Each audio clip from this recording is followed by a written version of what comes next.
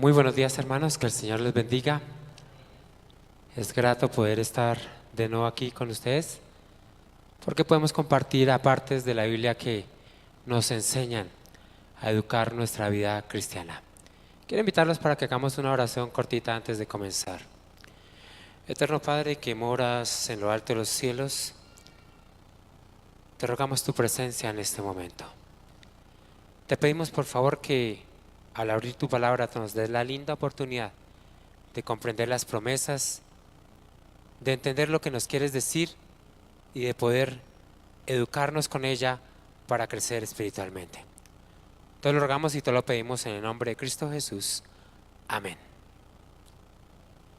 Muy bien, hermanos, creo que pudimos tener la oportunidad de compartir un texto hermoso que me ha cautivado porque me invita a pensar en la gran necesidad que tengo de contemplar a ese Dios maravilloso que murió por mí y que me entregó su vida sin reservas, que expresó en ese sacrificio el grande amor que cada uno de nosotros podemos gozar y con el cual podemos tener una vida de redención. Hace ya algún tiempo, podemos decir, cuando la Unión Soviética tuvo tantos problemas,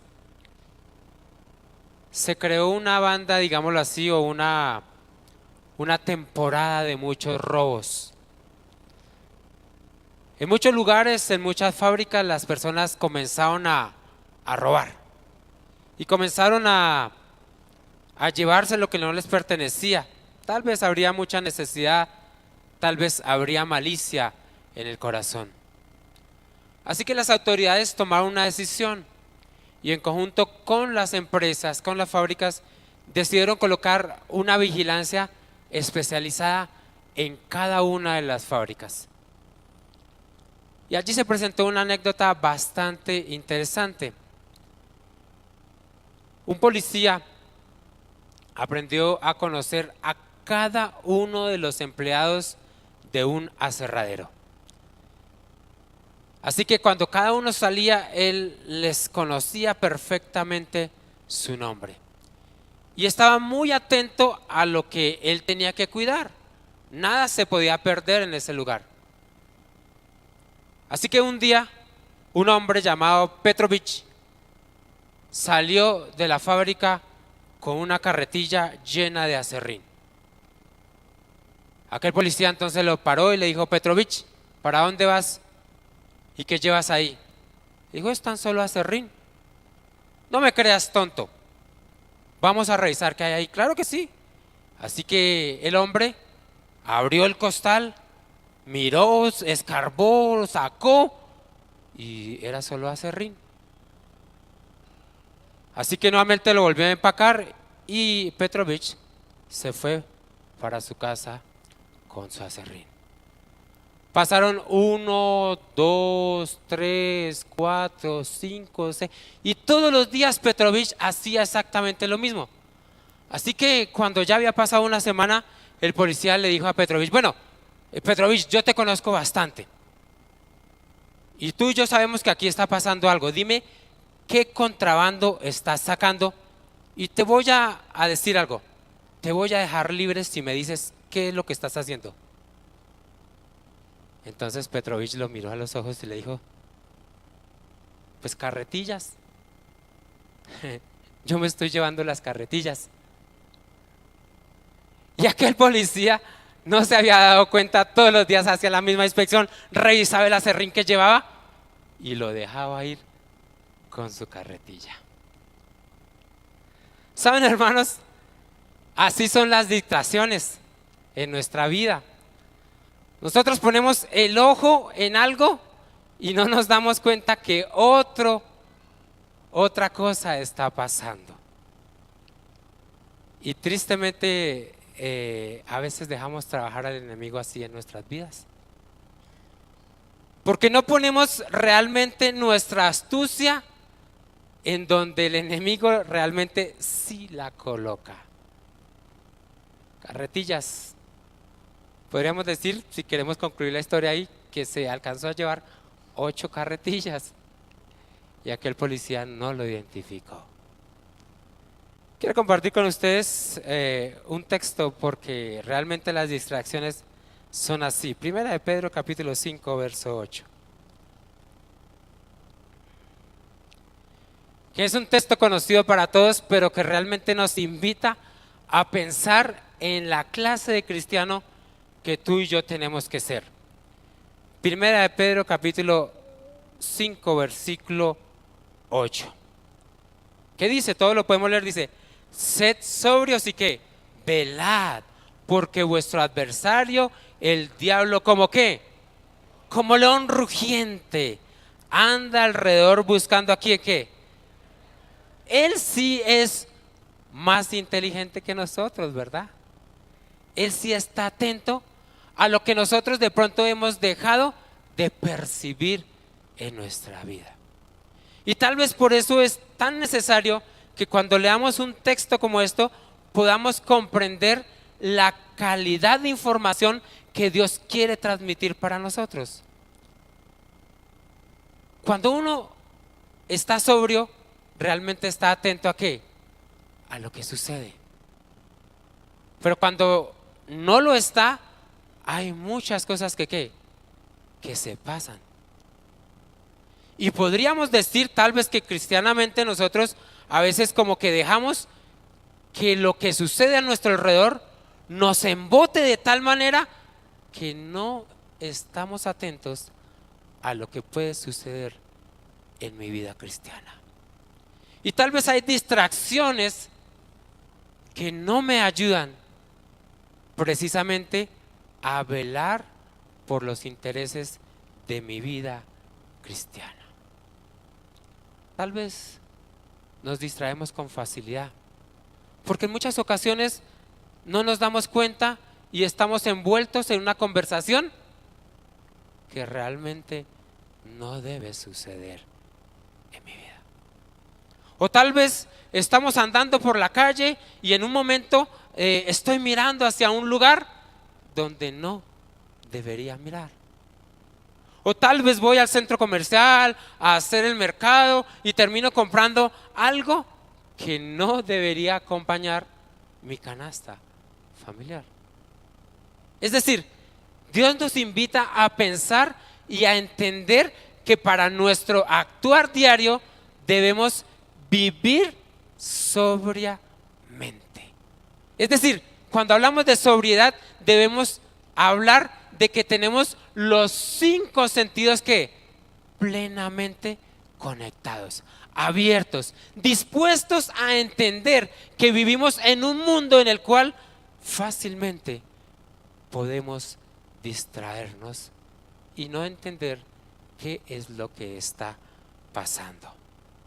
Porque compartimos con los demás, porque hablamos con los demás, porque a veces terminamos divirtiéndonos como los demás. Y tal vez, como alguna vez un pastor lo predicó, somos santitos fuera de qué, del lugar. Un texto más, Efesios capítulo 5.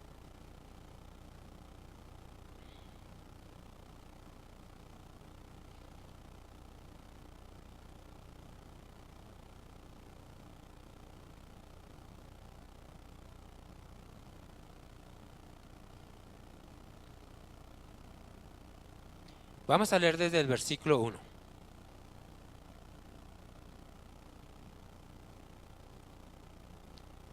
Sed pues imitadores de Dios como hijos ¿qué?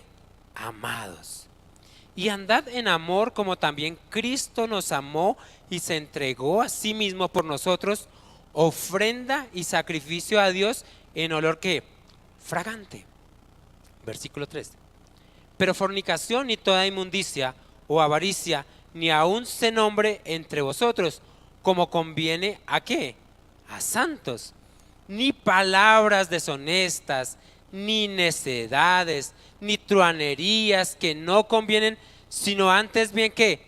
Acciones de ¿qué? Es decir, la palabra de Dios aquí en este texto nos empieza a indicar qué cosas debemos cuidar en qué, en nuestra vida personal y cristiana. Y pienso que esta primera es una de las de los cuidados más grandes que nosotros debemos tener, porque fácilmente nos podemos equivocar con ¿qué? Con lo que decimos.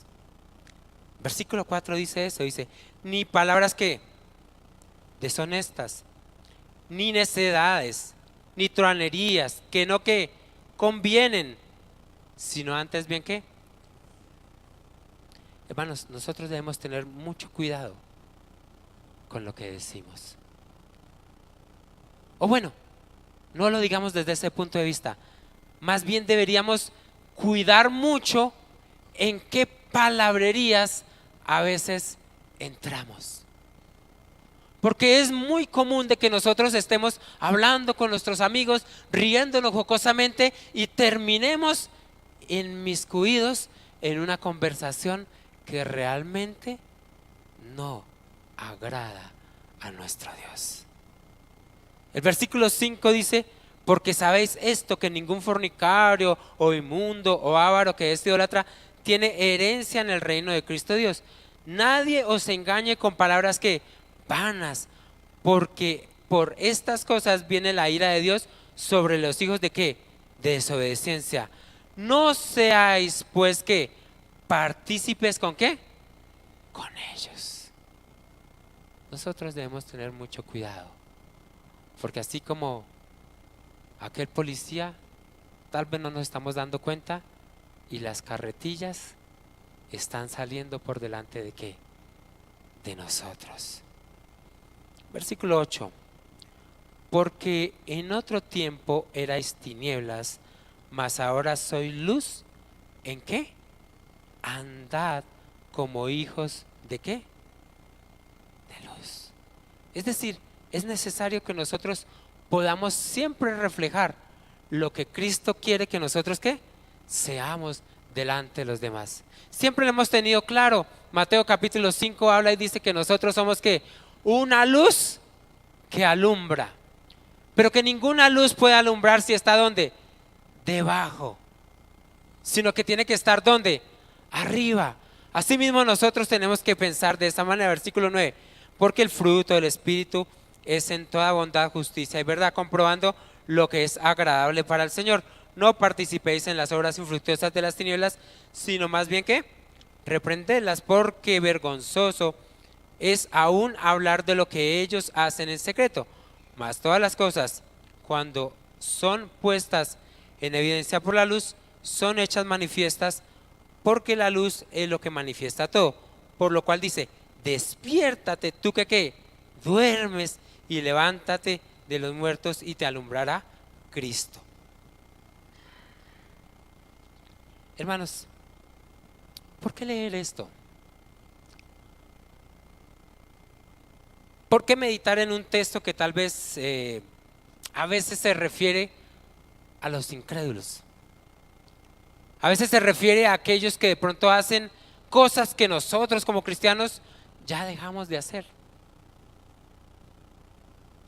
Porque posiblemente nosotros como cristianos estemos tan distraídos pensando que estamos haciendo las cosas bien y realmente no está sucediendo en mi vida. Aquel policía estaba convencido de que estaba inspeccionando todo correcto y le revisaba y le sacaba el aserrín a Petrovich, pero él estaba olvidando que Petrovich estaba llevando una carretilla nueva cada día y que en la mañana no llegaba con nada. Y Dios nos invita a pensar que nosotros como cristianos también debemos estar ¿qué? Atentos, porque estamos viviendo un tiempo importante en el cual debemos vigilar cómo estamos caminando. ¿Y por qué tenemos que vigilar cómo estamos caminando? Bien, quiero invitarlos a Isaías capítulo 41.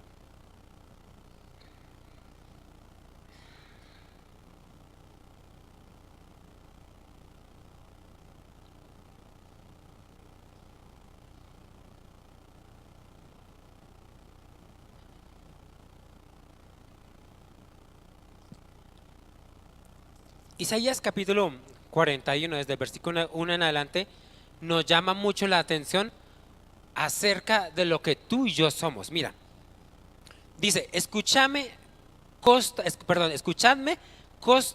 y esfuércense los pueblos, acérquense y entonces hablen, estemos juntamente ¿a qué? A juicio. A juicio. ¿Quién despertó del oriente al justo? Lo llamó para que le siguiese, entregó delante de él naciones y le hizo enseñorear de reyes, los entregó a su espada como polvo, como hojarasca que su arco arrebata. Lo siguió paso en paz por camino donde pasó en paz por camino donde sus pies nunca habían entrado. ¿Quién hizo y realiza esto? ¿Quién llama a las generaciones desde el principio? Yo, Jehová, el primero, y yo mismo con los postreros. Las costas vieron y tuvieron temor. Los confines de la tierra se espantaron, se congregaron y vinieron. Cada cual ayudó a su vecino y su hermano dijo: esfuérzate. El carpintero animó al plantero y el que alistaba con el martillo al que batía en el yunque, diciendo: buena está la soldadura, y lo afirmó con clavos para que no se moviese. Pero tú, Israel, siervo mío eres, tú, Jacob, a quien yo escogí, descendencia de Abraham, mi amigo. En otras palabras, hermanos, Dios está haciendo a un llamado a su iglesia, a la que Él mismo ¿qué? Escogió. Por esa razón estamos estudiando acerca de las distracciones que nosotros podemos tener como cristianos, porque Dios mismo te escogió a ti y me escogió a mí con un propósito especial. Muchas veces lo hemos dicho y eso debe quedar completamente claro en nuestra mente y en nuestro corazón. Tú y yo no estamos por casualidad acá. Tú y yo estamos aquí porque Dios nos hizo ¿qué? Un llamado. Y si Dios alguna vez te permitió tocar los pisos de esta iglesia o alguna vez te permitió escuchar su evangelio y tú cediste y escuchaste el evangelio, eso no es una casualidad. Es parte del plan de Dios que Él trazó desde el comienzo para tu propia salvación. Y en ese plan de salvación, mi querido hermano, Dios tiene organizado muchos llamados para nuestra vida. Y este es uno de esos, donde nos pide atención a cómo estamos viviendo, a cómo tal vez algunas cositas que pasan por delante de nuestra vista, a cómo muchas cositas que de pronto están a nuestro alrededor nos distraen y no nos dejan fijarnos correctamente en la meta o en el objetivo que Dios ha trazado para cada uno de nosotros. Versículo 9 dice: porque te tomé de los confines de la tierra y de tierras lejanas te llamé y te dije: mi siervo eres ¿quién? Tú. Pero vamos a cambiarlo ahí, hermano, porque a veces decir que mi siervo eres tú me hace pensar en mi compañero o en mi hermano. Pero cambiar ahí por primera persona me hace entender realmente el llamado que Dios hizo para mí. Vamos a leerlo nuevamente. Porque te tomé, léalo conmigo, hermano. Porque te tomé de los confines de la tierra y de tierras lejanas te llamé y te dije: mi siervo soy, o mi siervo, o el siervo soy ¿quién? Yo. Me escogió y no me desechó. Eso me hace pensar diferente, porque Dios no escogió a mi hermano. Dios me escogió ¿a quién? A mí. Dígalo, hermano. ¿Dios escogió a quién? A mí. Dios me escogió a mí. Y por esa razón Dios pelea y lucha y llama, porque Dios te quiere a ti y me quiere ¿a quién? A mí. ¿y por qué me escogió Dios a mí? ¿O para qué me escogió Dios a mí? Tendríamos que recordar allí Pedro nuevamente, capítulo 2, verso 9, ¿verdad?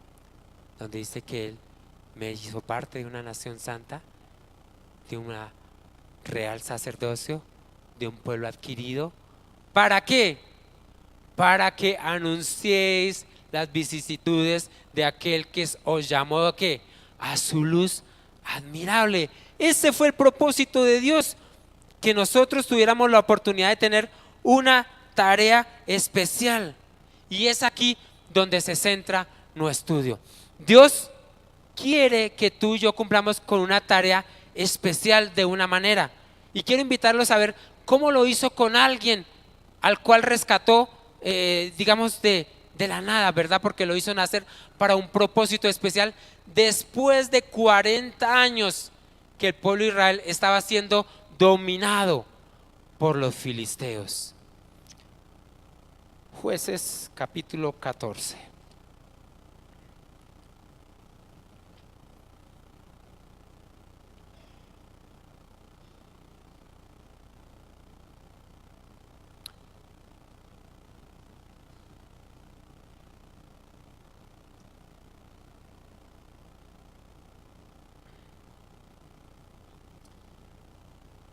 El capítulo 13 de Jueces habla acerca de lo que les estaba diciendo. Israel se había alejado tanto de Dios que Dios permitió que los filisteos los gobernasen por 40 años.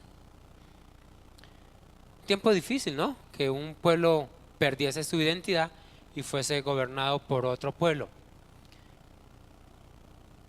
Pero después de esto, Dios decidió levantar a un hombre, Sansón, hijo de Manoah. Y cuenta la historia de que ellos todos los días sacrificaban y le pedían a Dios por sus vidas. La esposa de Sansón era estéril. Y me causó mucha curiosidad porque Dios ha hecho esos milagros varias veces en la vida, ¿verdad? En la historia bíblica ha hecho varios de esos milagros. Y el ángel de Jehová se le presentó a aquella mujer y le dijo que iba a tener un hijo. Un hijo que iba a tener una tarea especial. Y que por tener una tarea especial, pues iba a ser diferente. Iba a tener un voto nazareo. ¿Todos saben cuál es el voto nazareo? El voto nazareo, según Números capítulo 6, entonces dice que aquel hombre que hiciera un voto nazareo no pasaría cuchilla. ¿Por qué? Pero que tampoco bebería ¿qué? Y que su vida sería apartada de tal manera que no tocaría cosa muerta. ¿Ve? Y era un pacto por tiempo. Quienes decidían ser nazareos pactaban por cierto tiempo, es decir, yo voy a hacer un voto nazareo por 5 años. Y durante ese tiempo, ese pacto, lo que les acabo de mencionar, debía cumplirse. Pero en esta historia, como en otras historias de la Biblia, hay algo especial. Y es que Sansón no decidió. Quien decidió fue ¿quién? Dios. Dios lo llamó a él para una tarea especial y era que tenía que libertar a su pueblo de los filisteos. Dios quería vengarse ¿de quién? De los filisteos. Y entonces ahora él escoge ¿a quién? A Sansón. Le dice a su madre y a su padre que van a tener un hijo y que ese hijo va a ser nazareo todo el tiempo, tal cual como lo fue con Samuel. Y entonces este hijo nace, es dedicado, es educado, crece. A veces nosotros y los que pintan la historia de Sansón se imaginan que Sansón era un hombre que musculoso, fuerte, grandulón, mejor dicho, que no había hombre más esbelto en músculos en ese tiempo que él. Pero la Biblia no dice eso. La Biblia dice que la fuerza le venía ¿de quién? De Dios. Así que tal vez podríamos pensar que Sansón no era el hombre musculoso y grandulón y fuerte que mostraba todos sus músculos a los demás, sino que era un hombre normal, dedicado y entregado para el servicio de Dios, pero que realmente era fuerte cuando el poder de Dios descendía sobre ¿qué? Sobre él. Es diferente, porque pensar en un hombre musculoso hace pensar en que Sansón adquiría sus fuerzas de la fortaleza que él tenía. Y eso no es lo que sucede en la vida de Sansón. Lo que sucede es que Sansón es fuerte porque el poder de Dios que actuaba en él. Ahí hay diferencia, porque uno alaba al hombre y el otro alaba a ¿quién? A Dios. Muy bien. Cuando este joven creció, entonces le pasó lo del policía de la Unión Soviética. Capítulo 14. Descendió Sansón a Timnat y vio en Timnat a una mujer de las hijas de ¿quién? De los filisteos. Están leyendo Jueces capítulo 14. Y subió y lo declaró a su padre y a su madre diciendo: yo he visto en Timnat una mujer de las hijas de los filisteos, os ruego que me la toméis por mujer.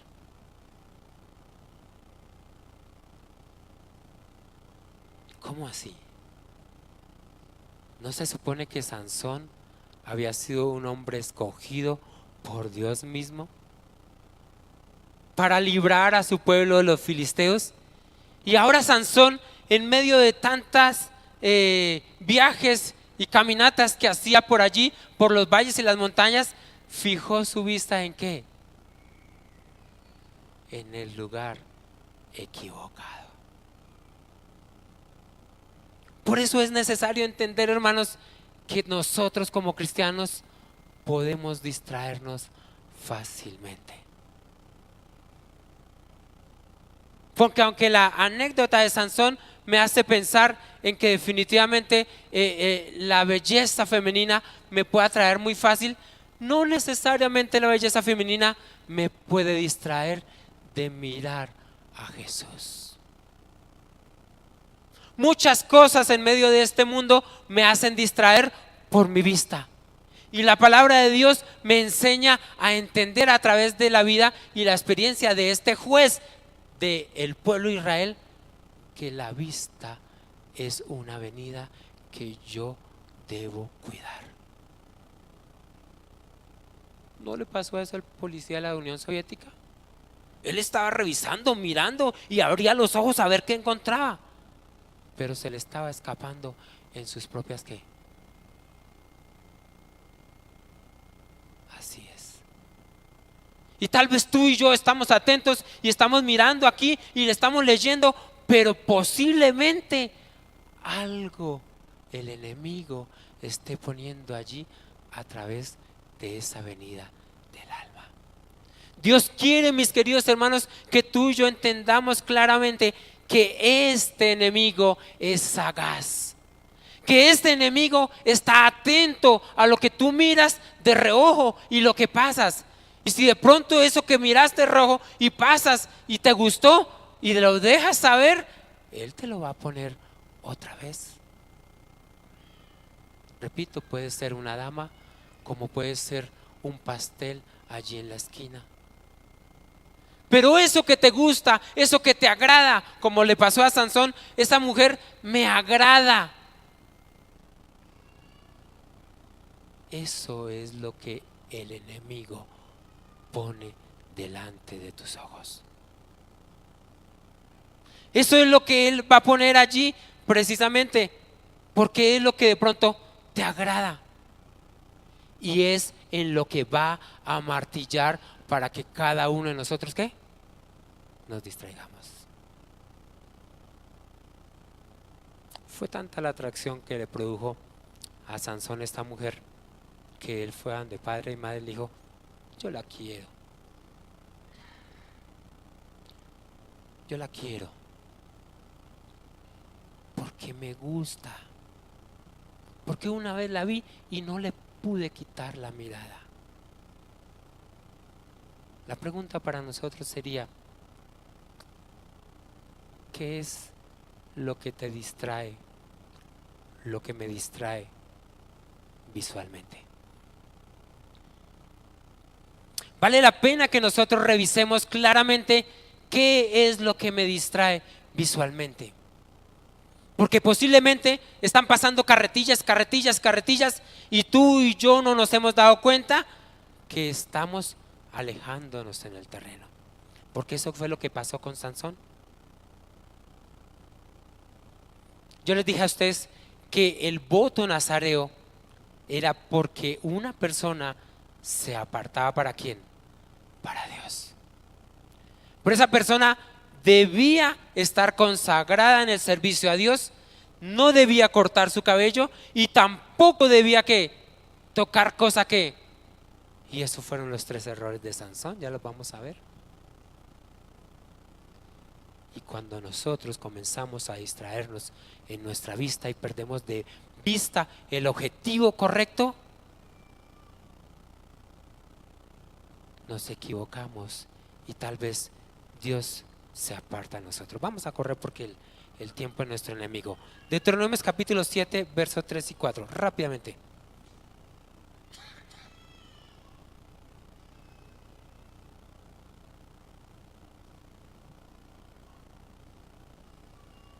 Miren lo que sucede en nuestra vida, dice. Y no, está hablando, repito, de las damas, de la distracción, de la lujuria, pero nosotros la aplicamos claramente a la distracción de nuestra vida, dice. Y no emparentarás con ellas, no harás a tu hijo, a tu hija, a su hijo, ni tomarás a su hija para tu hijo, porque desviará a tu hijo de en pos de mí y servirán a dioses ajenos, y el furor de Jehová se encenderá sobre qué, sobre vosotros, y destruirá qué, te destruirá qué, pronto. Hermanos, ser sometidos, o más bien dejarnos someter a la distracción visual que el diablo propone, nos alejará totalmente de quién, de Dios. Y en eso hay que tener cuidado, porque posiblemente nos estemos alejando y ni siquiera nos estemos dando cuenta de que ya hemos dado unos pasos lejos de nuestro Dios. Rápidamente otra vez. Jueces capítulo 14, pero ahora el versículo 5 y 9. 5 al 9, perdón. Y Sansón, dice ahí, descendió con su padre y con su madre a Timat, y cuando llegaron a las viñas de Timat, he aquí un león joven que venía rugiendo hacia él. Y el espíritu, recuerden, y el espíritu de Jehová vino sobre Sansón, quien despedazó al león como quien despedaza a un cabrito, sin tener nada en su mano, y no declaró ni a su padre ni a su madre lo que qué. Descendió pues y habló a la mujer, y ella agradó a Sansón, y volviendo después de algunos días para tomarla, se apartó del camino para ver el cuerpo de qué, del muerto. ¿Muerto de quién? Del león. ¿Podía o no podía Sansón hacer eso? No podía. Era un hombre nazareo que no podía tocar cosa inmunda. ¿Ven? Y he aquí que en el cuerpo del león había un enjambre de abejas y un panal de qué, de miel. Y tomándolo en sus manos se fue y comió por el camino, y cuando alcanzó a su padre y a su madre, les dio también a ellos que comiesen, mas no le descubrió que había tomado aquella miel del cuerpo del león. ¿Por qué no les dijo? Porque seguramente la madre y el padre, como la prima, le iban a decir, pero hijo, eso es lo que no tienes que qué. Es decir, en otras palabras, Sansón ya estaba emprendiendo el camino de qué, de la desobediencia, porque había empezado a mirar por el lugar incorrecto. Ahora él estaba empeñado en hacer algo más de lo que no debía hacer. Así son los pecadillos. Por cuando tú pruebas uno y te gusta y aparentemente no pasó nada porque te agrada y está bien, ¿cierto? El segundo te aleja más de Dios. Y tal vez así podemos ir comprendiendo cómo la experiencia de Sansón lo alejó y lo llevó al fracaso. Porque Sansón pensó que, ¿qué tiene de malo que yo llegue hasta el león? Tiene miel, me puede producir comida, ¿cierto? Pues tomémosla. Y disfrutó de la comida en un animal que muerto.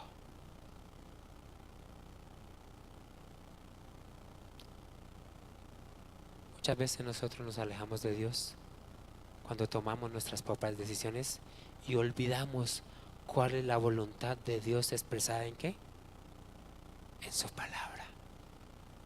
¿Sansón sabía qué era lo que tenía que hacer? Sí. ¿Por qué no lo hizo? Porque le agradaba. Ya le había gustado desobedecer y ahora no le parecía mal desobedecer. Estaba distraído. Habían cosas que le gustaban, que ya se había puesto en su mente y ahora no le parecía difícil. Pero Sansón no tuvo en cuenta que estaba peleando una batalla completa y pensó que esas pequeñas oportunidades no significaban mucho. Miren, Jueces capítulo 16, el verso 15.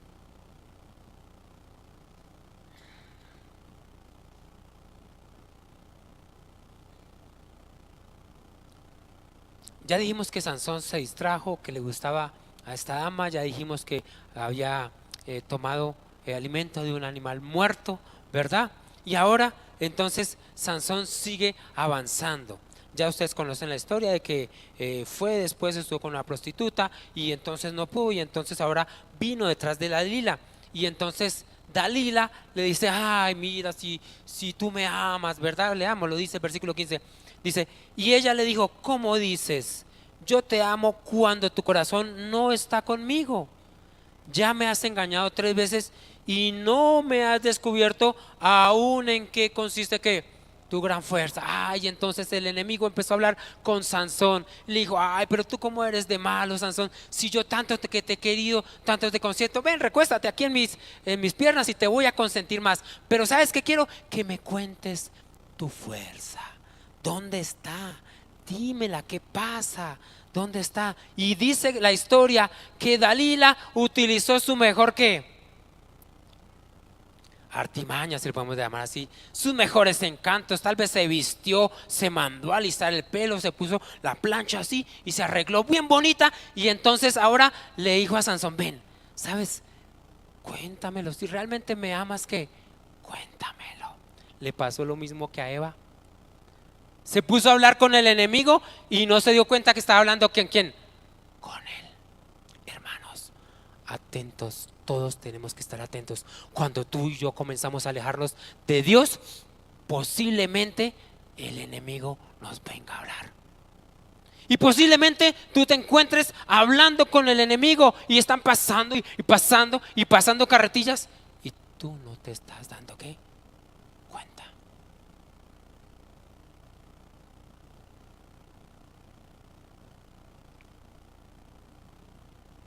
Yo les dije rapidito algo que puede pasar en nuestra vida. La señora Elena de White dice que nosotros cuando hablamos con Dios no debemos hablar en voz alta, ¿verdad? Porque el diablo escucha y sabe en qué te puede atacar más. Cuando tú revelas tu debilidad, el diablo sí está atento y él sabe qué es lo que pasa en tu vida. Y por eso usted muestra cositas que te agradan. Por eso te muestra cositas que hacen daño, pero que a ti te tocan. Y él sí sabe trabajar. Y eso le pasó a Sansón. La historia cuenta que el versículo 21 dice, mas los filisteos le echaron mano y le sacaron ¿qué? Los ojos y le llevaron a Gaza y le ataron con cadenas para que moliese en la cárcel.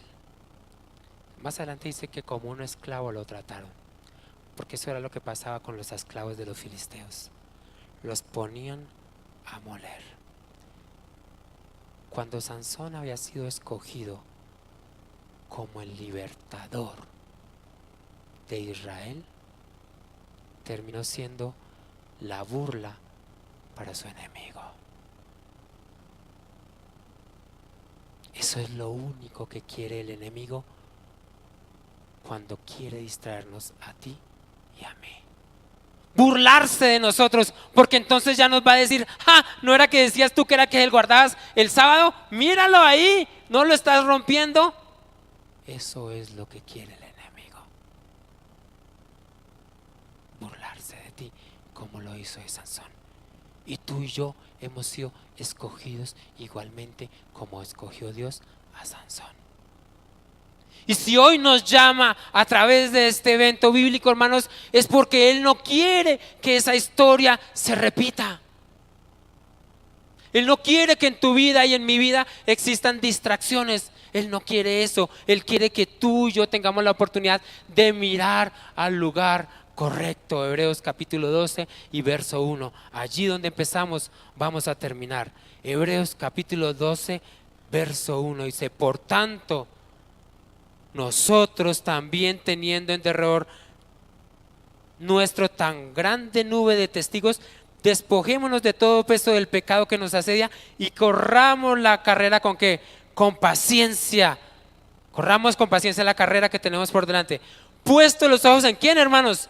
En Jesús, el autor y consumador de la fe, el cual por el gozo puesto delante de él sufrió la cruz, menospreciando el oprobio, y se sentó a la diestra de Dios, del trono de Dios. Hermanos, eso es lo que quiere nuestro Padre Celestial. No quiere que tú y yo estemos distraídos. Hay 3 cosas que aprender ahí, hermanos, y con esas quiero concluir. El versículo 1 dice que teniendo tan grande nube, tú y yo tenemos que despojarnos de ese peso. ¿Hay algo que nos ate, hermanos? ¿Hay algo que aún me guste en esta experiencia cristiana, pero que me aparte de Dios? Es menester despojarnos de eso. Es menester dejarlo a un lado, porque de lo contrario mi vida se alejará como se alejó la vida de Sansón. Pero asimismo la palabra de Dios en el versículo 2 dice 2 cosas valiosas. Hablemos de la segunda primero. Dice: corramos con paciencia ¿qué? La carrera. Hermanos, puede ser que tú hayas equivocado una vez, 2 veces, 3 veces, y tal vez eso te ponga el corazón como una uva pasa y te duela porque no puedes salir adelante. Pero hasta el último día, hasta el último momento en esta experiencia cristiana, el diablo seguirá trabajando y seguirá atacando, y tú y yo tenemos que luchar con paciencia a través de una forma victoriosa. Dice el versículo 2: puesto los ojos ¿en quién? En Jesús. Contempla a Jesús. Mira todo lo que Dios ha hecho por ti. Entregó su vida siendo el único Dios quien podría con un chasquido haber acabado con el pecado.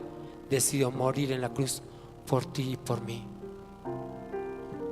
Entregó su vida para que nosotros pudiéramos responder al amor.